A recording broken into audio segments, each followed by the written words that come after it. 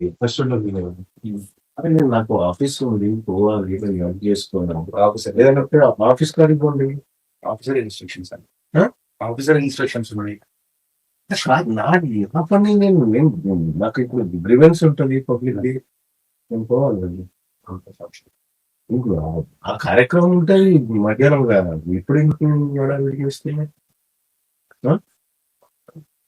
ఈ రెండు పాసిబిలిటీస్ అండి పై నుంచి వచ్చినాయి. నేనేమంటే ఏంటంటే మీకు ఫ్లెక్సిబిలిటీగా మీకు పై వాళ్ళు ఉండొచ్చు నాకేమో పై వాళ్ళు లేరు. మీ ఫ్లెక్సిబిలిటీగా ఉం.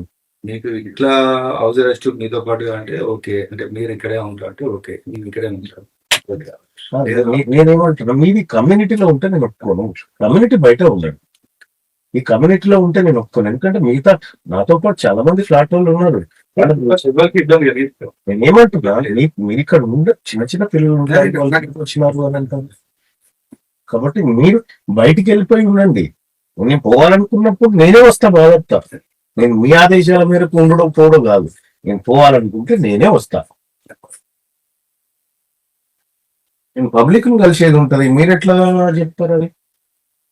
వీళ్ళకి సిచ్యువేషన్ బాగాలేదు కదా, మిమ్మల్ని సిచ్యువేషన్ బాగాలేదు.